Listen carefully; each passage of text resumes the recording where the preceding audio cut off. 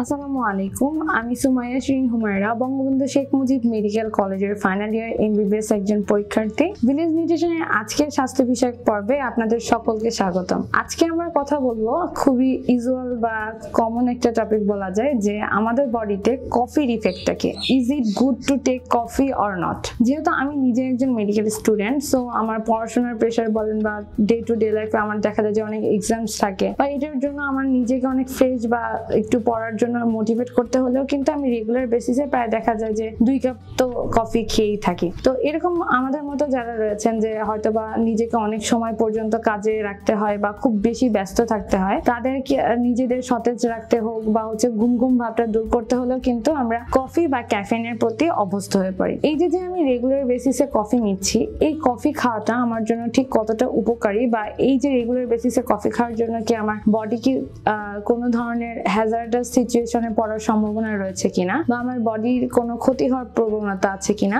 সেই বিষয়গুলো নিয়ে আমরা আমাদের আজকের ভিডিওটি সাজিয়েছি। যেহেতু আমরা রেগুলার বেসিসে কফি খেতে অভ্যস্ত, চা বা কফি পানীয় যদি আমরা রিল্যাক্সেশনের জন্য খাই অথবা আমাদের প্রয়োজনের জন্য খাই, তো প্রথমে এর উপকারী দিকগুলোকে চলুন সেই বিষয়ে জেনে নেওয়া যাক। রিসেন্ট গবেষণাগুলোতে দেখা গিয়েছে আমাদের পুরুষদের যে চর্বি কমানোর যে ইফেক্টটা রয়েছে, কফিতে কিন্তু তার একটি ভালো উপাদান পাওয়া যায়। কফির একটি গুড ইফেক্ট আছে আমাদের চর্বি কমানোর ক্ষেত্রে। শুধু যেটা পুরুষের ক্ষেত্রে তা না, নারীদের ক্ষেত্রেও চর্বি কমানোর জন্য কিন্তু কফি একটি ভালো ইফেক্ট তৈরি করে। কফি খেলে অ্যাকচুয়ালি হয় কি, কফিটা দেখা যায় যেহেতু কফিতে আমরা ক্যাফেইন ইউজ করতেছি, তো এই ক্যাফেইন কিন্তু দেখা যায় যে আমাদের অ্যাপেটাইটটাকে অনেক সময়ের জন্য সাপ্রেস করতে পারে। তো আপনি যে ওভার ইটিং টেন্ডেন্সি থাকে বা বারবার খাবার যে একটা টেন্ডেন্সি থাকে, কফি কিন্তু ইনডাইরেক্টলি বা টেম্পোরারি ওটাকে স্টপ করতেছে। ওইভাবেও কিন্তু আপনি আপনার বডির যে ফ্যাট গুলো রয়েছে, সেই ফ্যাট গুলোকে ওই টাইমে বার্ন করতে পারতেছেন। ওই টাইম গুলোতে যদি আপনি এক্সারসাইজ বা আদার খাবার রেস্ট্রিক্টেড থাকে, তাহলে তো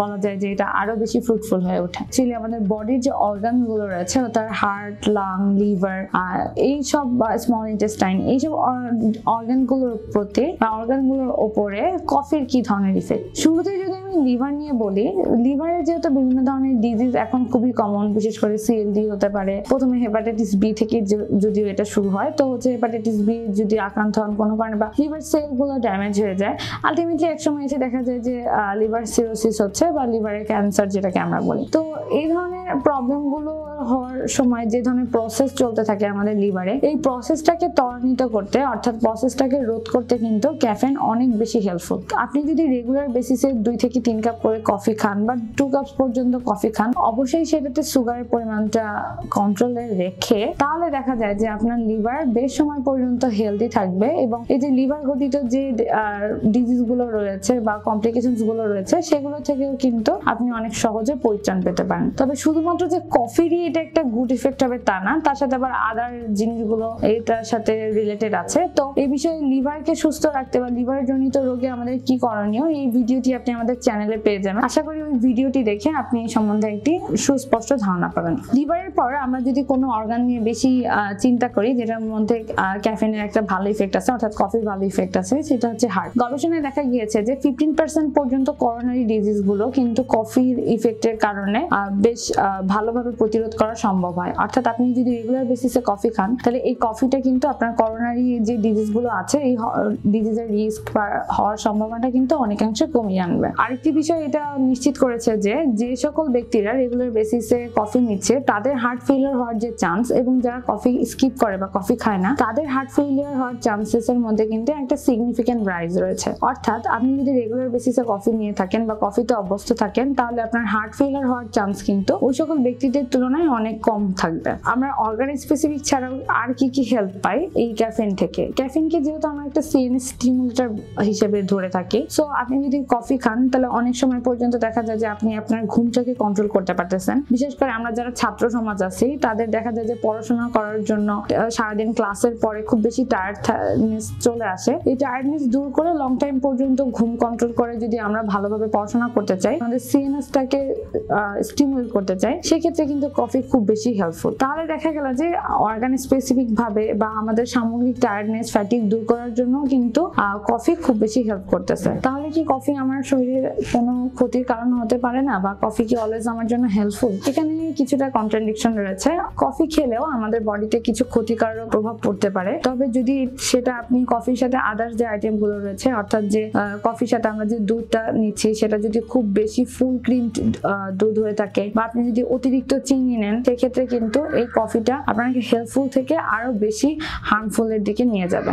কফি ইটসেলফ কিন্তু কিছু ক্ষতির কারণ হতে পারে, অর্থাৎ কফিতে যে দুধ বা চিনি ছাড়াও শুধু কফিটা যেটা অর্থাৎ যে ক্যাফেইন, এটাও কিন্তু আমাদের কিছু ডিজিজের কারণ। কফি যেহেতু একটি সিন স্টিমুলেটর, তো কফি খেলে দেখা যায় যাদের ব্লাড প্রেশার জনিত সমস্যা রয়েছে তাদের ব্লাড প্রেশারটা টেম্পোরারি ইনক্রিজ করে। অর্থাৎ যারা নর্মালি কফি খেয়ে অভ্যস্ত না, তাদের যদি হঠাৎ করে হেভি ডোজের কফি দেওয়া হয় বা দিনে 2 কাপ 1 কাপ বা বেশ বড় মগের 1 কাপ কফি খান, তাহলে দেখা যায় যে কফি খাওয়ার ইমিডিয়েট পরে কিন্তু তাদের ব্লাড প্রেশারটা কিছুটা ইনক্রিজ করে। এতে ঘাবড়ে যাবার কিছু নেই, তবে যাদের ব্লাড প্রেশার জনিত সমস্যা রয়েছে বা সিমটমস গুলো এক্সাজারেট করলে খুব বেশি কষ্ট হয়, তাদের জন্য কফিটা স্কিপ করাই ভালো। এরপর আসি আইবিএস এর প্রবলেম যাদের আছে, অর্থাৎ যাদের ইরিটেবল বাউল সিনড্রোম রয়েছে। এই ধরনের পেশেন্টরা অল্টারনেটিভলি একসময় ডায়রিয়া অথবা একসময় কনস্টিপেশনে আক্রান্ত থাকেন। সো যেহেতু কফি ইটসেলফ একটা ইরিটেন্ট হিসেবে কাজ করে, তো যখনই আপনি কফি খাবেন তখন দেখা যাবে যে আপনার বাউল মুভমেন্টের প্রবলেম হতে পারে, খুব বেশি ইরিটেশন ফিল হতে পারে,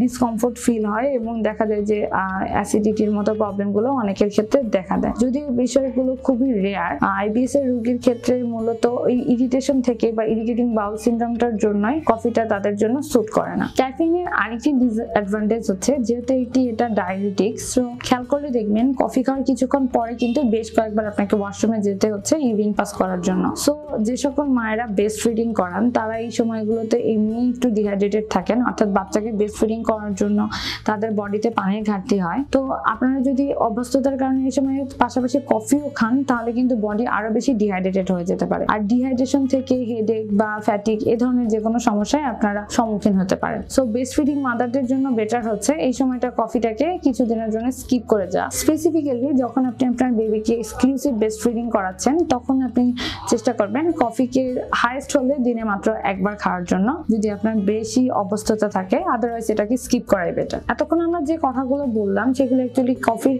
বা ক্যাফেইনের সরাসরি ব্যাড ইফেক্ট আমাদের বডিতে। এবার কফি বানানোর সময় এর সাথে আমরা যে ইনগ্রেডিয়েন্টস গুলো অ্যাড করি, অর্থাৎ বিভিন্ন ধরনের সুগার, ইদার হোয়াইট সুগার আর ব্রাউন সুগার হতে পারে, ফুল ফ্যাট মিল্ক হতে পারে, অর্থাৎ গুঁড়ো দুধ হতে পারে বা ক্রিম পাউডার মিল্ক হতে পারে, যে কোনো ধরনের দুধ যদি আপনি অ্যাড করেন, তো এই খাবারগুলো কিন্তু ডিজিজ স্পেসিফিক ভাবে কিছু ব্যাড ইফেক্ট রয়েছে আমাদের বডিতে। যেমন যারা ডায়াবেটিসে ভুগতেছেন বা যাদের হচ্ছে ওবেসিটি রয়েছে বা ফ্যাটি লিভার ডিজিজ রয়েছে, তারা যখন এই কফির সাথে অতিরিক্ত মাত্রায় চিনি খাচ্ছেন, এটা কিন্তু ইনডিরেক্টলি আর ডিরেক্টলি আপনার বডির ইনসুলিন রেজিস্ট্যান্সটাকে আরো বাড়িয়ে দিচ্ছে এবং আপনার বডির যে ইনসুলিন সেনসিটিভিটি সেটা কিন্তু কমিয়ে দিচ্ছে, যার ফলে আমাদের রক্তে সহজে ব্লাড গ্লুকোজ লেভেল বেড়ে যাচ্ছে, কোলেস্টেরলের পরিমাণ বাড়তে পারে, বা আপনার মেটাবলিজম প্রসিডিউরটা স্লো হয়ে যেতে পারে। আর এই যে ফুল ফ্যাট মিল্ক গুলো আমরা বলতেছি, ফুল ফ্যাট মিল্ক গুলোতে দেখা যায় যেহেতু এটা বাজারজাতকৃত দুধ থাকে বা অনেক বেশি কনডেন্স থাকে, যদি আপনি কনডেন্স মিল্ক দিয়ে খান, তো